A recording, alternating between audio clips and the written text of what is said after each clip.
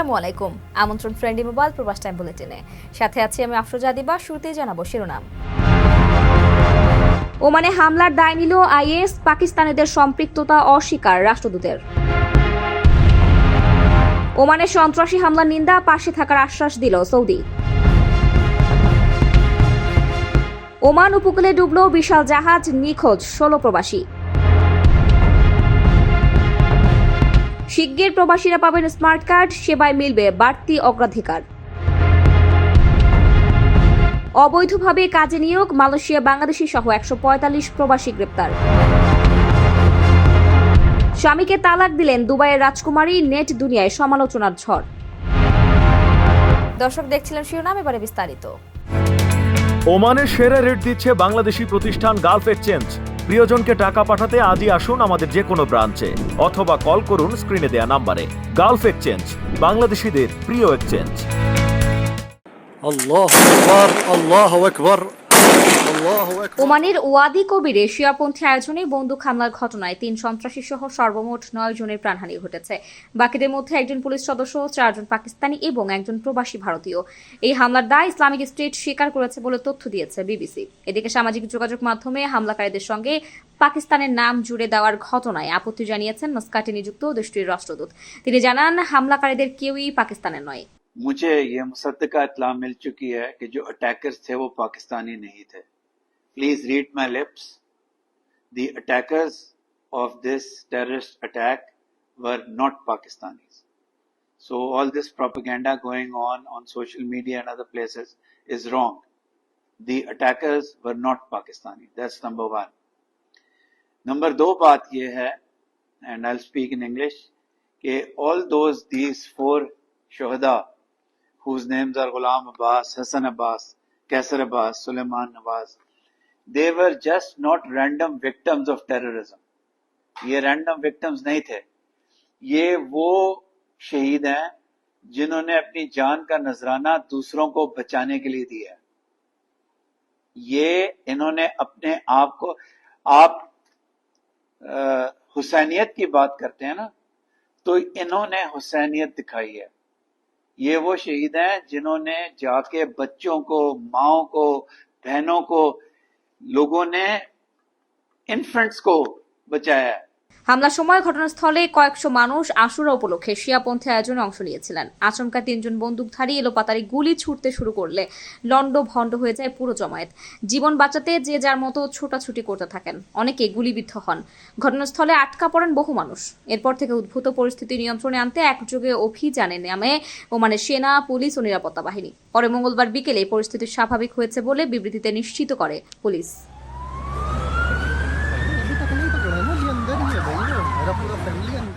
কারো কাছে স্বপ্ন পূরণ, কারো আনন্দের উপলক্ষ, আবার কারো জীবন পাল্টে দেওয়ার মুহূর্ত, কখনো জীবন বাঁচাতে সর্বোচ্চ গতিতে উড়ে চলা, কারো আবেগের শেষ মুহূর্ত, আপনজনের শেষ বিদায়ে শামিল হওয়া।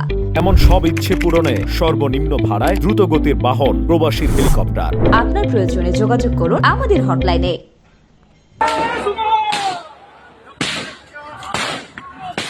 ওমানের শিয়াপন্থী গণজমায়েতে বন্দুক হামলার ঘটনায় প্রখ্যাত ব্যক্তি এবং বিভিন্ন রাষ্ট্র দুঃখ প্রকাশ করেছে। এই আক্রমণকে ন্যাক্কারজনক আখ্যা দিয়ে ওমানের grand mufti Sheikh Ahmed bin Hamad al Khalili বলেন, এই ধরনের আগ্রাসন কেবল ঘৃণায় বয়ে আনে। আর সংকট মোকাবেলায় ওমানের নিরাপত্তা বাহিনীর ভূয়সী প্রশংসা করেছে সৌদি। সৌদির পররাষ্ট্র মন্ত্রণালয় বলছে, একটি জটিল পরিস্থিতিকে ওমানের নিরাপত্তা বাহিনী বেশ দক্ষতার সাথে মোকাবেলা করেছে। যে দ্রুততার সাথে ওমানের পুলিশ এবং অন্যান্য বাহিনী পরিস্থিতি নিয়ন্ত্রণে এনেছে তা সত্যি প্রশংসনীয়। যে কোনো প্রয়োজনে ওমানের পাশে থাকার ব্যাপারেও আশ্বস্ত করে দেশটি। হামলার ঘটনায় দুঃখ প্রকাশ করেছেন পাকিস্তানের প্রধানমন্ত্রী শাহবাজ শরীফ ও দেশটির সিনেটের চেয়ারম্যান ইউসুফ রাজা গিলানি। ওমান পুলিশের তরফ থেকেও নিহতদের পরিবারের প্রতি সমবেদনা জানানো হয়েছে। হামলার পর থেকে এখনও পরিস্থিতি থমথমে রয়েছে। আতঙ্কিত হয়ে আছেন প্রবাসী ও নাগরিকেরা।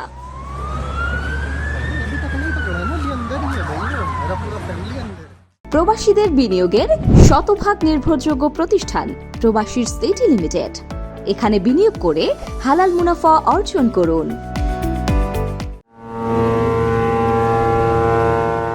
ওমান উপকূলে একটি তেল ট্যাঙ্কার ডুবে গেছে। এতে নৌযানটির 16 জন ক্রু নিখোঁজ হয়েছেন। নিখোঁজ এসব ক্রুদের 13 জন ভারতীয় নাগরিক। জোর তল্লাশি চালানো হলেও প্রেস্টিজ ফ্যালকন নামক ওই ট্যাঙ্কারের ক্রু সদস্যদের এখনো খোঁজ মেলেনি। বুধবার এক প্রতিবেদনে এই তথ্য জানিয়েছে ভারতীয় সংবাদ মাধ্যম এনডিটিভি। প্রতিবেদনে বলা হয়েছে, সোমবার ওমানের উপকূলে ডুবে যাওয়ার পর একটি তেল ট্যাঙ্কারের 13 ভারতীয় সহ 16 ক্রু নিখোঁজ হয়েছেন বলে মধ্যপ্রাচ্যের এই দেশটির মেরিটাইম সিকিউরিটি সেন্টার জানিয়েছে। ট্যাঙ্কারের বাকি 3 জন ক্রু ছিলেন শ্রীলঙ্কান। এমএসসি জানিয়েছে, কমোরসের পতাকাবাহী এই তেল ট্যাঙ্কারটি বন্দর নগরী দুখুমের কাছে রাস মাদরাকাহ থেকে 25 নটিক্যাল মাইল দক্ষিণ পূর্বে ডুবে গেছে। দুখুম বন্দরটি ওমানের দক্ষিণ পশ্চিম উপকূলে অবস্থিত। এটি মূলত মধ্যপ্রাচ্যের এই দেশের প্রধান তেল ও গ্যাস খনির প্রকল্পগুলোর কাছাকাছি অবস্থিত, যার মধ্যে একটি বড় তেল শোধনাগারও রয়েছে, যা ওমানের বৃহত্তম একক অর্থনৈতিক প্রকল্প দুখুমের বিশাল শিল্প অঞ্চলের অংশ। ডুবে যাওয়া নৌযানটিকে প্রেস্টিজ ফ্যালকন হিসেবে চিহ্নিত করা হয়েছে। এমএসসি জানিয়েছে, জাহাজের ক্রুরা এখনো নিখোঁজ, তবে অনুসন্ধান অব্যাহত রয়েছে।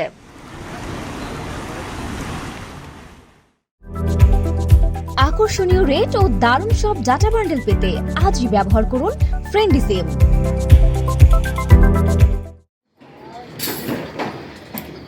খেটে খাওয়া প্রবাসী এবং তাদের স্ত্রী সন্তান স্বজনের সুযোগ সুবিধা নিশ্চিত করবে স্মার্ট কার্ড ইস্যু করা হবে। এ ব্যাপারে অর্থমন্ত্রীর সম্মতিও পাওয়া গেছে বলে জানিয়েছেন পররাষ্ট্র মন্ত্রণালয় সম্পর্কিত স্থায়ী কমিটির চেয়ারম্যান এবং সাবেক পররাষ্ট্রমন্ত্রী ডক্টর এ মোমেন। এই কার্ডধারীরা বাংলাদেশের যে কোনো এয়ারপোর্টে বিশেষ চ্যানেলে যাতায়াত করতে পারবেন। প্রবাসী সন্তানেরা ভালো শিক্ষা প্রতিষ্ঠানে ভর্তির সুযোগ পাবেন। যে কোনো অফিসে প্রয়োজনীয় কাজেও অগ্রাধিকার পাবেন। রোববার রাতে নিউ ইয়র্কে প্রবাসীদের সাথে এক মত বিনিময় সভায় ডক্টর মোমেন বলেন, যারা অনেক বেশি পরিমাণে রেমিটেন্স পাঠাচ্ছেন তাদেরকে সিআইপি কার্ড দেওয়া হচ্ছে, কিন্তু খেটে খাওয়া সাধারণ প্রবাসীরা দেশে ফেরার সময় এয়ারপোর্টে অবহেলিত হচ্ছেন। নিজ এলাকার অফিস আদালতে অনেক সময় পাত্তা পাচ্ছেন না। এসব রেমিটেন্স যোদ্ধার সন্তানেরাও লেখাপড়ার তেমন সুবিধা পান না। সামগ্রিক অবস্থার আলোকে স্মার্ট কার্ড প্রবর্তনের প্রস্তাব দেওয়া হয়েছিল, যা অর্থ মন্ত্রণালয় গ্রহণ করেছে। ডক্টর মোমেন উল্লেখ করেন, 30 ডিসেম্বরকে প্রবাসী দিবস ঘোষণা করা হয়েছে। এর ফলে দিবসটিতে বিদেশের সকল মিশনে প্রবাসীরা নিজেদের সমস্যা অসুবিধার কথা অবাধে উপস্থাপন করতে পারবেন।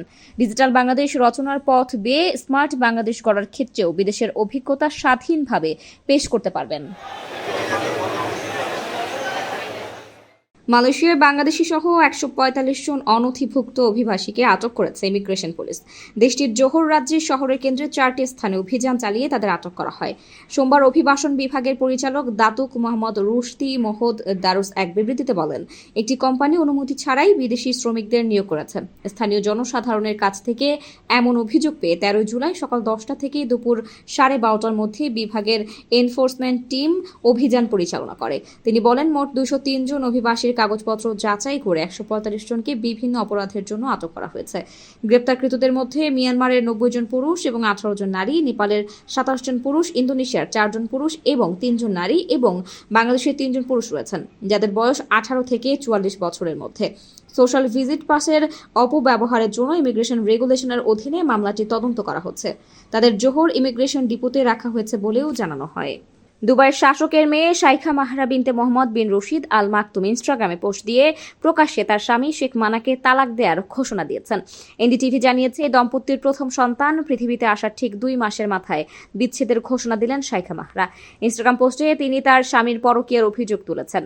এদিকে দুবাইয়ের রাজকুমারীর বিবাহ বিচ্ছেদের খবর সোশ্যাল মিডিয়ায় আলোচনার কেন্দ্রে উঠে এসেছে। অনেকেই বলছেন, এই দম্পতি একে অপরকে ইনস্টাগ্রামে আনফলো করেছেন এবং তাদের প্রোফাইল থেকে একে অপরের সব ছবি মুছে দিয়েছেন। যদিও শাইখা মাহরার অ্যাকাউন্ট হ্যাক হয়েছে কিনা তা নিয়ে শঙ্কা প্রকাশ করছেন কেউ কেউ, যদিও বিষয়টি নিশ্চিত হওয়া যায়নি। এই দম্পতি গত বছরের মে মাসে বিয়ে করেন এবং তার 12 মাস পর তাদের মেয়ে সন্তানের জন্ম হয়। শাইখা মাহরা সংযুক্ত আরব আমিরাতের ভাইস প্রেসিডেন্ট ও প্রধানমন্ত্রী এবং দুবাইয়ের শাসকের কন্যা।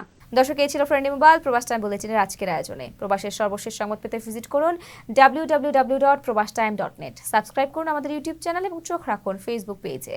পরবর্তী বুলেটিন দেখার আমন্ত্রণ জানিয়ে আজকের মতো বিদায় নিচ্ছি আমি আফরোজা দিবা। সেই পর্যন্ত সবাই ভালো থাকবেন এবং নিরাপদে থাকবেন। আল্লাহ হাফেজ।